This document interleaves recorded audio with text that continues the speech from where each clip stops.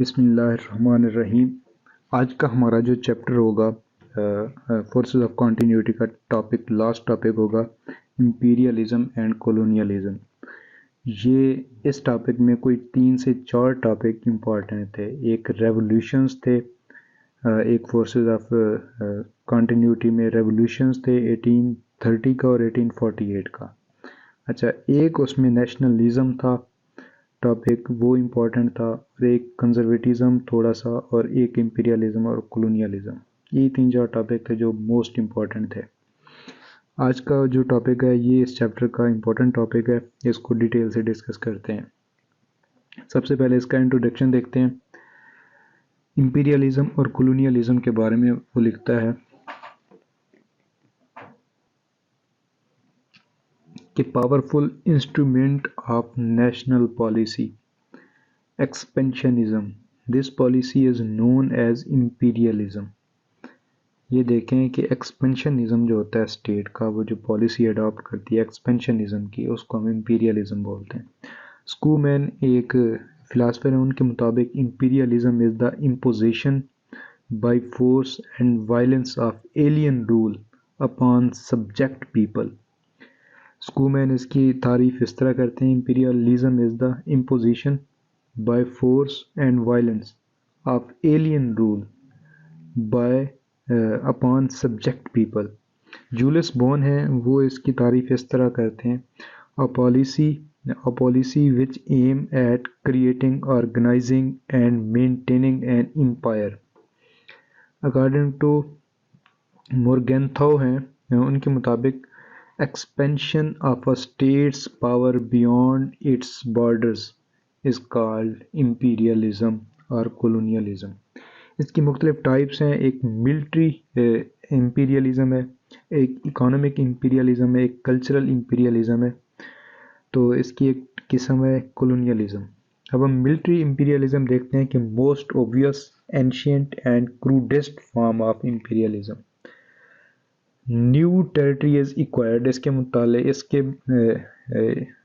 عمل کے military imperialism میں جو نیو ٹیریٹری ہے، آرمی کے ذریعے آپ قبضہ کرتے ہو کسی نیو اسٹیٹ کے اوپر، نیو ٹیریٹری کے اوپر، اس کو اپنے اندر مرج کرتے ہو فار اکانومک گینز، تو نیو ٹیریٹری اس کے اندر ایکوائر ہوتی ہے۔ Any change in this situation is possible by war, صرف وار کے ذریعے یہ سارا کچھ کیا جا سکتا ہے۔ اکانومک امپیریلزم کی بات کریں، کنٹرولنگ پالیسیز ہیں یہ ڈومیسٹک اور foreign of weaker nation by means of economic investment and economic assistance. یہ ایک ماڈرن ٹائپ ہے اکانومک امپیریلزم۔ اس میں آپ کسی ملک میں انویسٹمنٹ کر کے یا اس کو پیسے ادھار دے کے، ٹھیک ہے نا، یا پیسے کے ذریعے ہیلپ کر کے، تو اس کی پالیسیز کو آپ اپنے مطابق مولڈ کرواتے ہو، ان کی پالیسیز کو ڈکٹیٹ کرتے ہو، تو اس کو کہتے ہیں اکانومک امپیریلزم، اپنے بینیفٹس کی خاطر۔ کلچرل امپیریلزم کیا ہے؟ It controls the minds of men as an instrument of changing power relation. یہ لوگوں کے دماغوں کو تبدیل کرتے ہیں، کس کے ذریعے؟ سوشل میڈیا کے ذریعے، پروپیگنڈے کے ذریعے، نیوز کے ذریعے، اخبارات کے ذریعے، مختلف نیوز چینلز کے ذریعے، تو مختلف فلموں کے ذریعے، تو پمفلیٹس کے ذریعے، یہاں تک کہ مختلف کنورسیشنز کروا کے، مختلف سیمینارز کروا کے، تو سلوگنز کروا کے، ایڈورٹائزمنٹ کروا کے، تو یہ لوگوں کا ذہن بناتے ہیں اور پھر اس پہ حکمرانی کرتے ہیں۔ If someone succeeded, it is superior to other imperialisms۔ تو اگر کوئی چیز اس میں کامیاب ہو جاتا ہے تو یہ سب سے زیادہ بیسٹ امپیریلزم کی فارم ہے۔ Cultural imperialism would win a more victory than any military or economic mastery۔ Colonialism کی بات کرتے ہیں تو یہ کیا ہے؟ Imperialism is a comparatively older than colonialism، older than imperialism۔ اچھا، اس کو ذرا دیکھتے ہیں۔ Imperialism is comparatively older than colonialism۔ colonialism is modern form of imperialism۔ یہ اس بات کو ذرا غور سے دیکھیے، colonialism is a modern form of imperialism۔ Purpose of imperialism is to acquire political power and colonialism is about economic gains۔ Imperialism is the imposition of alien rule upon other people. Imperialism is a rigid and established autocratic government. Colonialism is less rigid, opportunities for development and self government. यहाँ पे हमने colonialism को देखा कि ये एक modern form है किसी भी स्टेट से अपने मफादात हासिल करने की। अच्छा, अपनी स्टेट की पॉलिसीज़ को फुलफिल करवाने की, अपने एजेंडे को प्रमोट करवाने की। इंपीरियलिज्म वर्सेस कॉलोनियलिज्म में हम देखते हैं कि कॉमन ऑब्जेक्टिव टुडे, इन दोनों का ऑब्जेक्टिव जो है वो कॉमन है। Colonialism is form of imperialism, imperialism की एक फॉर्म है colonialism. Economic imperialism is known as colonialism. अच्छा, the course of new imperialism. New imperialism क्या है? एक्सपेंशनिज्म पॉलिसी होती है इसमें। वेस्टर्न यूरोप को हम देखते हैं, सिर्फ ब्रिटिश हेमिस्फेयर की बात करते हैं तो ये देखते हैं, ब्रिटिश एम्पायर की बात करते हैं तो 50% एक्सटेंशन हुई इसके इंपीरियलिज्म में, 1/5 of global surface and 400 million subjects. अब ये इनके इंपीरियलिज्म की बात हो रही है, किस तरह इन्होंने अपनी एम्पायर को एक्सपेंड किया। फ्रेंच एम्पायर की देखते हैं तो 7 लाख से 6 मिलियन स्क्वायर माइल्स तक इनकी टेरिटरी, इनकी स्टेट पहुंची। 5 मिलियन टू 52 मिलियन सब्जेक्ट्स इन्होंने अपने बढ़ाए। जर्मनी की देखते होते हैं तो 1 मिलियन स्क्वायर माइल्स से 14 मिलियन सब्जेक्ट। इटली की अगर देखते हैं तो जो इंक्रीज़ हुई वो 1,85,000 स्क्वायर मील्स होती है। अफ्रीका के हम देखते हैं कि 1870 से onward a tenth of continent by 1900 only 1/10 remain.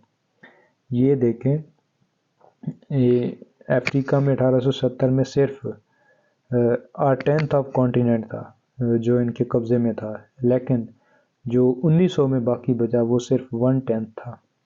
East and south east Africa को, एशिया को हम देखते हैं तो इंडो चाइना जो है यहाँ पे हम देखते हैं तो यहाँ पे भी इंपीरियलिज्म ही रहा, कॉलोनियलिज्म ने ही राइज किया यहाँ पे। अच्छा, अफ्रीका को देखते हैं 1879 से ऑनवर्ड अफ्रीका में मुख्तलिफ कॉलोनीज़ बनी। हमने देखा कि मुख्तलिफ स्टेट्स जैसा कि इटली, फ्रांस, जर्मनी, ब्रिटेन, इन्होंने मुख्तलिफ अफ्रीका के अंदर कॉलोनियाँ बनाई। फिर इनके आपस में क्लैश होते हैं तो बर्लिन कॉन्फ्रेंस होती है 1884 से 1885 तक। तो यहाँ पे ये लोग डिसाइड करते हैं एक दूसरे के साथ, लेकिन फिर भी मामला ठीक नहीं होते और अफ्रीका में इनकी आपस में पार्टीशन भी होती है, यहाँ पे हम देख सकते हैं। तो इसके बाद लेकिन फिर भी इनके मामला ठीक नहीं होते तो एट द एंड स्टेट कुछ को इंडिपेंडेंस मिलती है। और लेकिन ये कि कॉलोनियलिज्म राइज करता रहा है, लेकिन 20th सेंचुरी के एंड में आके 20th सेंचुरी के इब्तिदा से फिर कॉलोनियलिज्म बैक फुट पे होना स्टार्ट हुआ। अच्छा, east and south east Asia में देखते हैं तो रशियन एक्सपेंशन होती है ईस्ट वर्ल्ड। जैसे ही ये क्रीमियन वार हारता है तो ये ईस्ट में, ईस्ट एशिया की तरफ एक्सपेंशन करता है। फिर ये थ्रेट पैदा करता है ब्रिटेन के लिए, अफगानिस्तान के अंदर, पर्शिया के अंदर, तिब्बत के अंदर। अच्छा, मंचूरिया के देखते हैं और चाइना का देखते हैं तो 1840 के बाद जितनी भी यूरोपियन स्टेट्स हैं ये अपनी कॉलोनीज़ इस्टेब्लिश करती हैं मंचूरिया के अंदर और चाइना के अंदर। यहाँ पे देखते हैं कि हम जापान का इन्फ्लुएंस रहता है, रशिया का रहता है, ब्रिटेन का रहता है, फ्रांस का रहता है। अच्छा, इंपीरियलिज्म का मोटिव क्या है या कॉलोनियलिज्म का मोटिव क्या है? पहला इसका होता है नेशनलिज्म, कि ये अपने नेशनलिज्म को बढ़ाने के लिए, इंक्रीज़ करने के लिए, उसके बढ़ावे के लिए इंपीरियलिज्म को इम्पोज किया जाता है। अच्छा, फिर increase in national prestige and national power, क्योंकि ये दूसरी स्टेट से रॉ मटेरियल और इस तरह के दूसरे फ्यूल्स जो हो गए, लेबर होगी, आर्मी होगी, तो उनको इस्तेमाल करने के लिए ये इम्पोज करते हैं इंपीरियलिज्म को या कॉलोनियलिज्म को। तो ये उनकी प्रेस्टाइज को और नेशनल पावर को बढ़ाता है। जैसा कि हम देखते हैं कि इंडिया से जितने भी इंडस्ट्रियलाइजेशन के लिए ब्रिटेन की रॉ मटेरियल चाहिए होता था वो इंडिया से जाता था, और ये कि उनकी प्रोडक्ट्स के लिए एक मंडी जो थी वो भी इंडिया एक बड़ी मंडी थी जहाँ पे उनकी प्रोडक्ट्स आके बिकती थी। अच्छा, फिर देखते हैं कि नेशनल डिफेंस, कि ये जो चीज़ें हैं ये नेशनल डिफेंस को مضبوط کرتے ہیں اسٹیٹس کے. اچھا، adjustment of balance of power. تو جتنے بھی یورپ کے اندر اسٹیٹس تھیں، ان میں جو اسٹیٹس تھیں جو زیادہ پاورفل ہوتی تھی، اس کو کاؤنٹر کرنے کے لیے یہ اسٹیٹس مختلف کالونیز بناتی تھیں، ایکسپینڈ کرتی تھیں اپنی ٹیریٹریز کو تاکہ بیلنس آف پاور ہو سکے ان کے درمیان.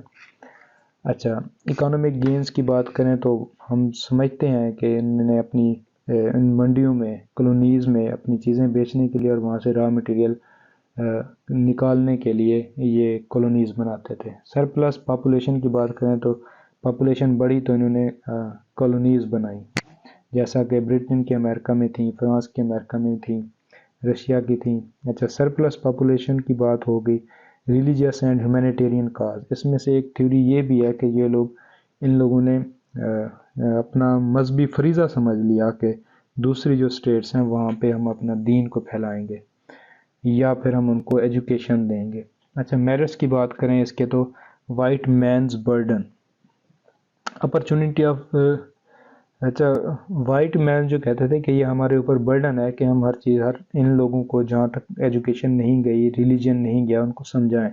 تو opportunity of learning language, literature, science and contact, people to people contact, یہ ان لوگوں کے تھا کہ جو وائٹ مین تھے، برٹن تھے، وہ سمجھتے تھے کہ یہ ہمارا فرض ہے کہ ہم ان لوگوں کو لینگویج سکھائیں، لٹریچر سکھائیں، سائنس سکھائیں، پیپل ٹو پیپل کانٹیکٹ ہو. اچھا، political unity came into India and Africa. اچھا، India and Africa due to imperialism and colonialism. اچھا، political unity I.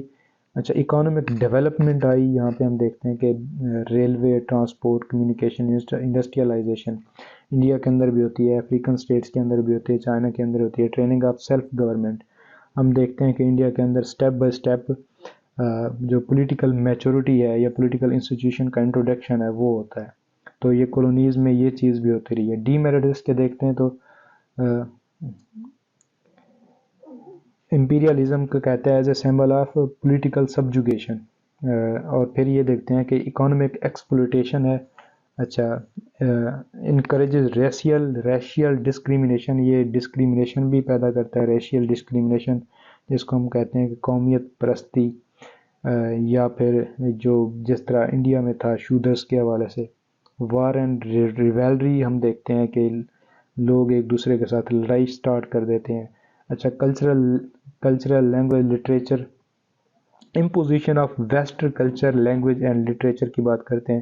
British encourage gambling and opium smoking in east. China میں ہم دیکھتے ہیں یہ سارا کچھ ہوتا رہا ہے. New imperialism and new colonialism, economic imperialism, colonies,